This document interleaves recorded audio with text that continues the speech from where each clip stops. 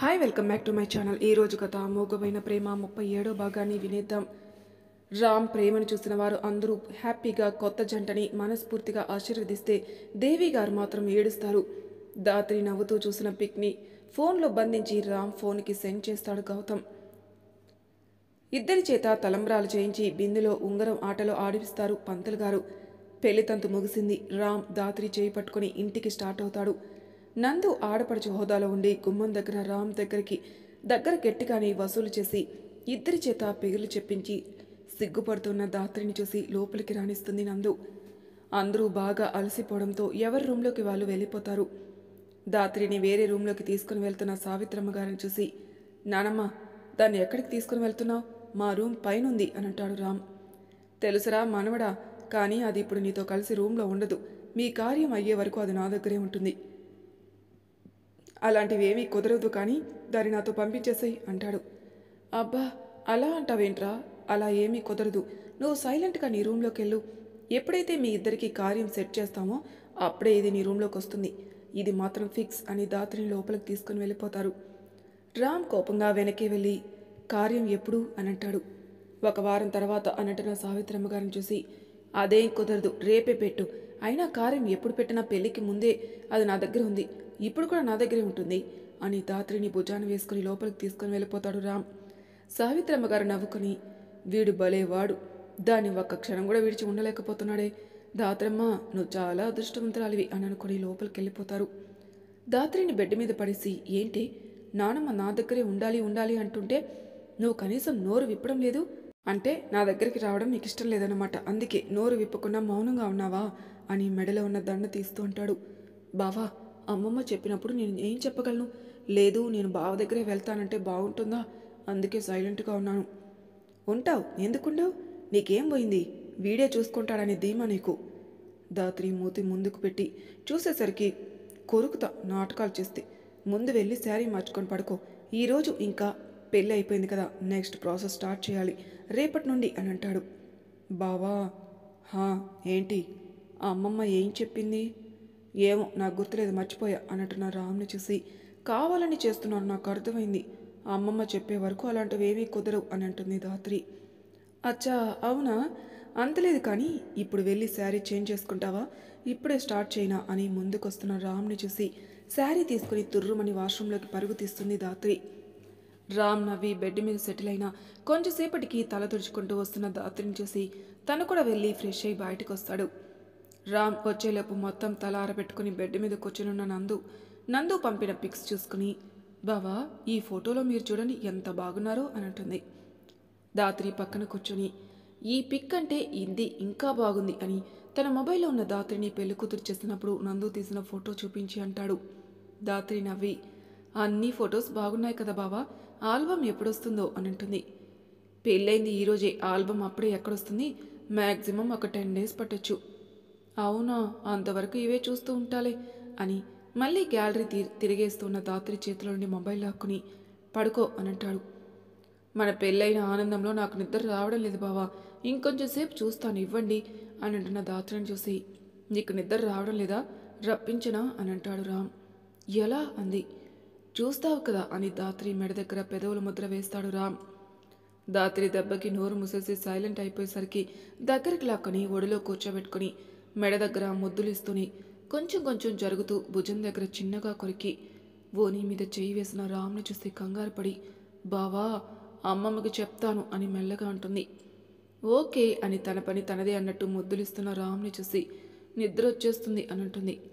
నాకు రావట్లేదే అని మళ్ళీ ముందుకొస్తున్న రామ్ని చూసి, బావా అని ఏడుపు ముఖం పెడుతుంది దాత్రి. దాత్రిని వదిలి, రేపు ఫస్ట్ నైట్ గదిలో కూడా ఇలాగే ఏడుస్తావా అని అంటాడు. అని తల అడ్డంగా ఊపుతున్న దాత్రిని చూసి, మరి అందుకే భయపడకుండా ముందే కొంచెం ట్రైనింగ్ ఇస్తున్నాను అన్నమాట, కాసేపు కోఆపరేట్ చేయి అని హస్కీగా అంటాడు రామ్. అని అంటున్న దాత్రిని చూసి, పెహ దయ్యం అని పక్కన పడుకోబెట్టుకుని సెటిల్ అవుతాడు పక్కనే. రామ్ భుజం దగ్గర తల పెట్టుకుని, బావా, అత్తయ్య ఎందుకో కొంచెం డల్లుగా కనిపించారు కదా మన పెళ్లిలో, మీరు గమనించారా అని అంటుంది. మన ఇద్దరి పెళ్లి జరగడం ఇష్టం లేదు కదా, అప్పుడు డల్లుగా ఉండకుండా నవ్వుతూ ఉంటుందా అని అనుకుని, పెళ్లి పనులు చేసి అలసిపోయి ఉంటుంది, అందుకే అలా ఉంది. అయినా నువ్వు మళ్ళీ మాట్లాడుతున్నావు ఏంటి? పడుకోకున్నా మళ్ళీ స్టార్ట్ చేయమంటావా అని అంటాడు. లేదు లేదు పడుకుంటున్నాను అని కళ్ళు మూసిన దాత్రిని చూసి దగ్గరికి జరిగి బుగ్గ మీద ముద్దు పెట్టి గుడ్ నైటే పెళ్ళామా అని గట్టిగా హత్తుకుంటాడు రామ్. దేవి గారు లోపల ఏడుస్తూ అయిపోయింది పెళ్ళి, అయిపోయింది. నా ఒక్క ప్లాన్ కూడా సక్సెస్ అవ్వలేదు. రేపు ఉంది కదా అసలైన కార్యక్రమం, దాన్ని జరగకుండా ఆపేస్తే అప్పుడు నేను తృప్తిగా ఉంటాను. ఒకరోజు 2 రోజులు ఆపుతాం, తర్వాత ఎలా అని అనుకుంటూ రోజు ఆపుతాను, నా చేతిలో ఉంది కదా. అలా వాడికి విసుగొచ్చేసి దాన్ని బయటకు గెంటేస్తాడు. అప్పుడు నాకు నచ్చిన కొడలు తెచ్చుకుంటా అని ఫుల్ హ్యాపీ అయిపోయి చక్కగా నిద్రపోతారు. మార్నింగ్ బాగా పనులు చేసి అలసిపోవడంతో అందరూ లేటుగానే లేస్తారు. ఇంకా లేవని రామ్ వాళ్ళ గది వైపుకు చూసి ఏంటి ఇంకా లేవలేదు, కొంపదీసి ముందుకు వెళ్ళిపోయారా? చచా వాడు మరీ అలా చేయలే అని అనుకుని నేరుగా రామ్ గది దగ్గరికి వెళ్ళి తలుపు తడతారు. దాత్రి కళ్ళు నలుపుకుంటూ రామ్ని విడిపించుకుని బెడ్ దిగి తలుపు తీస్తుంది. ఎదురుగా ఉన్న అమ్మమ్మని చూసి అమ్మమ్మ మెలకువ రాలేదు, టైం ఎక్కువ అయిపోయిందా, ఉండు నేను స్నానం చేసి టిఫిన్ రెడీ చేస్తాను అంటుంది. దాత్రి నెత్తి మీద ఒక్కటేసి నువ్వు ఇప్పుడు టిఫిన్లు వేసి అందరికీ పెట్టడానికి నువ్వేమి వంట మనిషి కాదు, పెళ్లి కూతురివి, పైగా ఈ ఇంటికి కోడలివి. ఇంకా అలాంటివి పక్కన పెట్టు, కొన్ని రోజులు అర్థమైందా? వెళ్ళి స్నానం చేసి కిందికొచ్చి నేను వెళ్తున్నాను అని కిందికెళ్ళిపోతారు సావిత్రమ్మ గారు. దాత్రి తల రుద్దుకుని పొద్దున్నే దెబ్బలు తిన్నాను అని అనుకుని త్వరగా ఫ్రెష్ అయ్యి బయటకెళ్ళేలోపు ఏయ్ ఎక్కడికే అని లేచి ఒళ్ళు విరుచుకుంటూ అంటాడు రామ్. అమ్మమ్మ దగ్గరికి వెళ్తున్నాను బావా, మీరు కూడా తొందరగా స్నానం చేసి వచ్చేసేయండి. టైం చూసి ఓకే పో నేను వస్తాను అని వాష్రూమ్లోకి వెళ్ళిపోతాడు రామ్. రామ్ వెళ్ళిన తర్వాత కిందికొచ్చి కిచెన్ వైపు వెళ్తున్న దాత్రి చేయి పట్టుకుని నానమ్మ నేను పొరపాటును కూడా అటువైపు రావద్దని చెప్పింది, నువ్వు కూడా సైలెంట్గా కూర్చో మా దగ్గర అని అంటుంది నందు. సరే అని కూర్చున్న కాసేపటికి దాత్రి పక్కన కూర్చుని ఏంటి డార్లింగ్ మీ శ్రీవారు ఇంకా లేవలేదా? ఇంత లేజీ ఏంటి డార్లింగ్ మీ వారు అని అంటూ ఉండగానే గౌతమ్ నెత్తి మీద ఒక్కటి వేసి నేను లేజీ కాదురా అని అంటాడు రామ్. మరి ఈ టైం వరకు లేవని వాళ్ళని లేజీ అని అంటారు. ఏడ్చావులే కానీ స్ఫూర్తి అక్కడ వెళ్ళిపోయిందా? పడుకుంది, నైట్ లేట్ అయింది కదా, అందుకే రెస్ట్ తీసుకోమని చెప్పా అని అంటున్న గౌతమ్ని చూసి అబ్బో అని అంటారు ప్రశాంత్ నందు. దాత్రి నవ్వి నరేష్ గారు కూడా కనిపించడం లేదు అని అంటూ ఉండగానే పెద్ద మాస్టర్ చెఫ్ లాగా తల చుట్టూ క్లోత్ చుట్టుకొని పట్టిన చెమటల్ని తుడుచుకుంటూ దాత్రి చేతిలో గారెల ప్లేట్ పెడతాడు నరేష్. ఏంట్రా ఇవి అని అంటున్న రామ్ని చూసి నీకు వీటి గురించి పెద్దగా తెలియదుగా, ఎందుకంటే నువ్వు ఇలాంటివి తినవు కదా, వీటిని వడలు అంటారు, ఇంకో పేరు కూడా ఉంది గారెలు అని అంటాడు నరేష్. ప్రశాంత్ చేతిలోకి తీసుకుని అన్నయ్య ఇవి అలా లేవు, వీటిని వడలు అని కూడా అనరు అని అంటున్న ప్రశాంత్ని చూసి బావా నువ్వాగు అని గౌతమ్ లేచి బావా వీటిని నువ్వు ఏమనుకొని వేశావో నీ గుండెల మీద చేయి వేసుకొని చెప్పు, దీని పేరేంటి అని అంటాడు. గౌతమ్ని సీరియస్గా చూస్తూ నీ ముఖం రా, ఆకారం చూడకుండా టేస్ట్ చూసి చెప్పు అని ప్లేట్ ఇస్తాడు. వద్దులే అసలే పెళ్లి కావాల్సిన వాణ్ణి అని అంటున్న గౌతమ్ని చూసి నోట్లో గారెలు కుక్కి ఇప్పుడు చెప్పు ఎలా ఉన్నాయి అని అంటాడు నరేష్.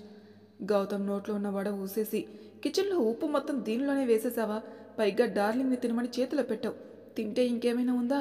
డార్లింగ్ వాంతులు చేసుకోవడం, నువ్వు అన్నయ్య కోపానికి బలవడం రెండూ ఒకేసారి జరిగేవి. అయినా దీన్ని ఎవడు టిఫిన్ అనడు. బావా ఇంకో పేరు ఏదైనా పెట్టచ్చు అని ఆలోచిస్తున్న గౌతమ్ నోట్లో మరొకటి పెట్టి నీకోసమే తీసుకుని వచ్చా, నాకు తెలుసురా ఫస్ట్ నీకే ఈ వంటకం రుచి చూసే అదృష్టం కలుగుతుంది అని అంటాడు. గౌతమ్ దెబ్బకి పక్కనున్న స్టిక్ పట్టుకుని చచ్చావరా నా చేతిలో, మార్నింగ్ మార్నింగ్ నాతో ఉప్పు తినిపించి నోరు పాడు చేస్తావా అని వెంట పడతాడు. నరేష్ నవ్వుకొని రారా అని బయటికి పరుగు తీస్తాడు.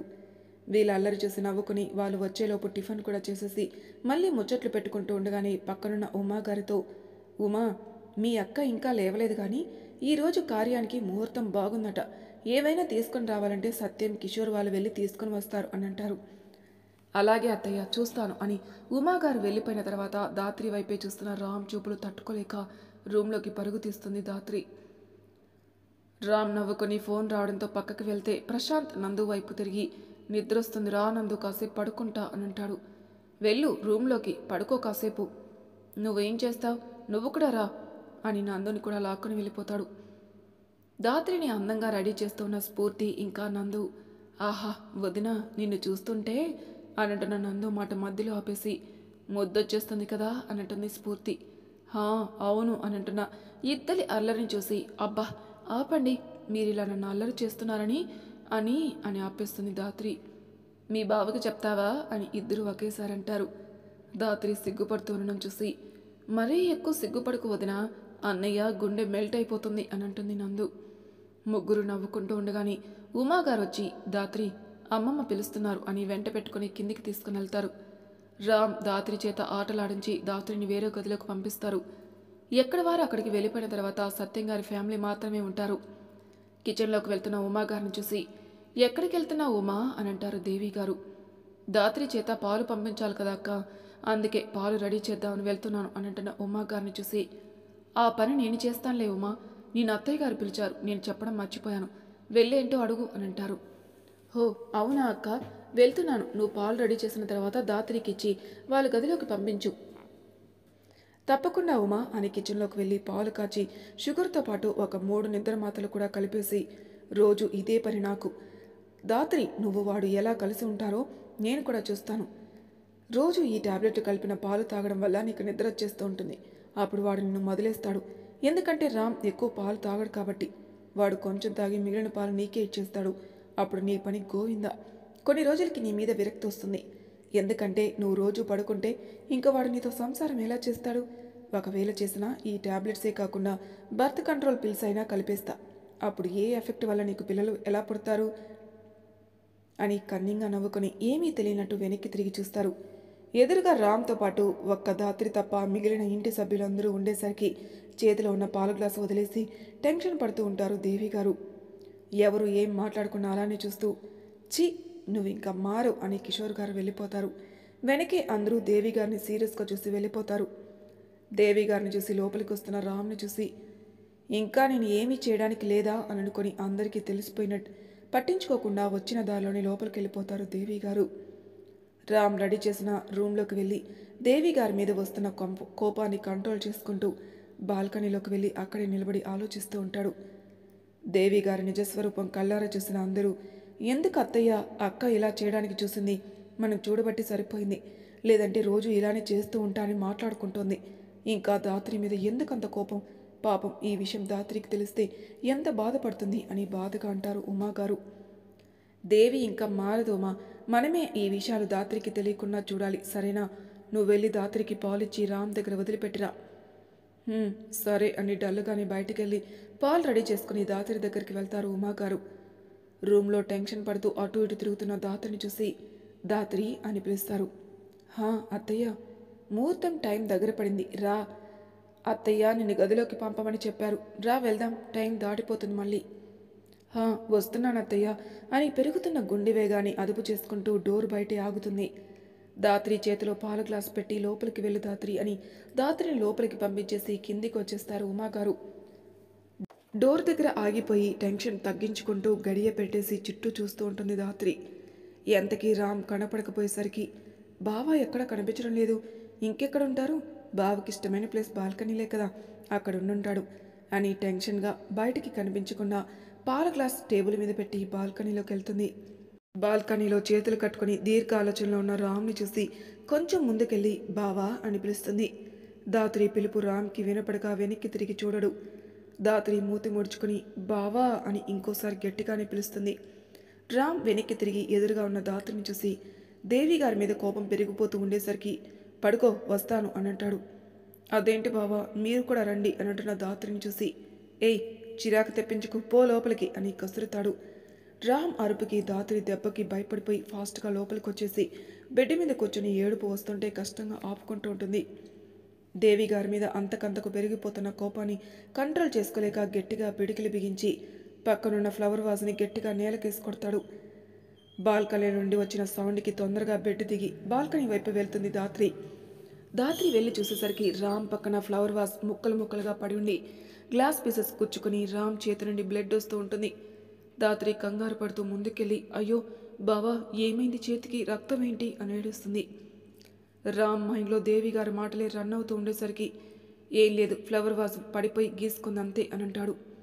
గీసుకుంది అంటారేంటి బావా, ఇంత బ్లడ్ వస్తుంటే, లోపలికి రండి కట్టు కడతాను అని ఏడుస్తున్న దాత్రిని చూసి అన్నిటికీ ఏడుస్తావేంటి, ఏడవద్దని చెప్తున్నాను కదా, ఇలా అన్ని విషయాలకి ఏడుస్తూ ఉండడం వల్లే నిన్నందరూ ఏడిపిస్తున్నారు అని సీరియస్గా అంటాడు. నన్నెవరు ఏడిపిస్తున్నారు బావా, నేను చాలా హ్యాపీగా ఉన్నాను, అత్తయ్య మామయ్య అమ్మమ్మ ఇలా అందరి ఆశీర్వాదాలతో మన పెళ్ళి జరిగింది కదా, ఇంకెందుకు ఏడుస్తూ ఉంటాను, నేను చాలా బాగున్నాను, మీరు ముందు లోపలికి రండి, కట్టు కడతాను, చాలా బ్లడ్ వస్తుంది అని ఏడుస్తుంది ధాత్రి. నీకు చెప్తే అర్థం కాదు. నేను కూడా డైరెక్ట్గా మీ అత్తయ్య చేస్తున్న పనులు కూడా చెప్పలేను, ఎందుకంటే నువ్వు ఏడుస్తూ ఉంటావు కాబట్టి. ఇప్పుడు ఆవిడ నీ పట్ల చెయ్యాలి అనుకున్న పని నీకు తెలిస్తే నువ్వు ఎంత బాధపడతావని నేను ఫీల్ అవుతున్నాను. ఏదో చిన్న చిన్న ట్రిక్స్ ప్లే చేస్తుందని సిల్లీగా అనుకున్నాను, కానీ ఈరోజు చేసింది మాత్రం మర్చిపోలేను. పిన్ని చూసి మమ్మల్ని పిలిచి ఉండకపోతే రోజు ఇదే రిపీట్ అవుతూ ఉండేది. ఈ రోజు నుండి ఆవిడ ఇంట్లో ఉంటుందంతే, నా మనసులో మాత్రం లేదు. ఇంక ఎప్పుడు ఈ నోటి నుండి మామ్ అని పిలవను. అది ఈ రోజుతో మొత్తం పోయింది. నేను నా నుంచి దూరం చేయాలని అనుకున్న ఆవిడ నాకు ఎలాంటి సంబంధం లేదు అని అనుకుంటూ సైలెంట్గా ఉన్న రామ్ని చూసి, బావా రండి లోపలికి అని ఏడుస్తూనే లోపలికి తీసుకుని వచ్చి బెడ్ మీద కూర్చోబెట్టి ఫస్ట్ ఎయిడ్ బాక్స్ బయటకు తీస్తుంది. రామ్ చేతికి కట్టు కడుతూ ఏడుస్తున్న ధాత్రిని చూసి, ఎందుకు ఏడుస్తున్నావు, ఏమైంది ఇప్పుడు, నా చెయ్యి ఏమైనా పోయిందా, జస్ట్ కట్ అయింది అంతే కదా అని అంటాడు రామ్. రామ్ వైపు చూసి, ఏం మాట్లాడుతున్నారు బావా మీరు, చెయ్యి కట్ అయిపోతే మాత్రం ఏడవకుండా ఉంటానా, ఎంత రక్తం పోయింది, అంత పరిధ్యానంగా ఎందుకున్నారు మీరు అని అంటుంది. ఊరికే నా చెయ్యి కట్ అయితే ఎంత బ్లడ్ వస్తుందో చూద్దామని అన్నాడు. మరి తర్వాయి భాగంలో ఏం జరుగుతుందో నెక్స్ట్ ఎపిసోడ్లో తెలుసుకుందాం. అంతవరకు నా ఛానల్ సబ్స్క్రైబ్ చేయని వాళ్ళు ప్లీజ్ సబ్స్క్రైబ్ చేసుకోండి, లైక్ చేసి షేర్ చేయండి, మీ అభిప్రాయాలు నా కామెంట్ రూపంలో తెలియజేయండి. Thank you for listening.